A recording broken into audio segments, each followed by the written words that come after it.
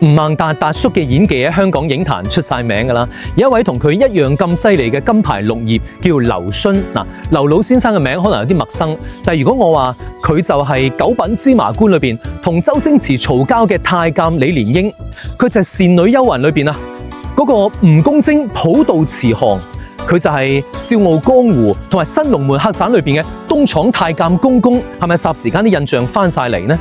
呢位劉老先生咧喺香港演藝界德高望重，但係琴日羅家英哥咧就發咗一條微博，就話劉勳老先生咧喺5月29號仙遊咗，享年87歲。劉老先生係北京人，但係點解會去咗香港拍戲呢？話說劉勳老先生咧1939年喺北京出世，係地地道道嘅北京人。咁嗰陣戰亂嘅年代啦，屋企人希望佢可以有啖飯食，就嗌佢有一技傍身，嗌佢學京劇。學有所成之後呢，梅蘭芳老先生好欣賞佢喎，就嗌19歲嘅劉勳就去咗中國京劇院嗰度做老師，一做咗20幾年喎。1980年呢，劉勳跟住京劇團去香港演出，大獲成功啊！1982年佢移居咗去香港啦。一開頭喺香港演藝學院教京劇。但係好多粵劇大師羅家英、汪明荃都嚟揾佢學粵劇喎。係點解京劇老師可以教粵劇呢？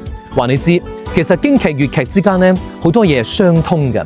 譬如粵劇講嘅唱、念、做、打，其實就係京劇講嘅手眼身法步。粵劇裏邊好經典嘅一句對白叫 call 撈嘢 call 撈嘢，其實就係取自於京劇裏邊嘅清朝官話可怒也可怒也。1986年，徐克有一部電影叫《刀馬旦》，揾咗佢做京劇指導，佢入咗電影圈啦。90年呢，徐克嘅電影《笑傲江湖》揾咗佢做大反派古金福，佢仲提名咗香港電影金像獎最佳男配角。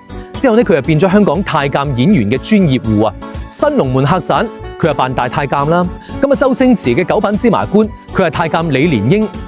佢做奸人呢，真係好犀利嘅。所以《倩女幽魂》裏邊呢出最大嘅反派嗰個吳公正普渡慈航又係佢扮嘅，但係佢喺香港呢，又被譽為千面如來啊。因為佢只要黐上鬚之後呢，就係正人君子中嘅正人君子。所以黃飛鴻電影裏邊黃麒英嘅角色就係佢扮嘅。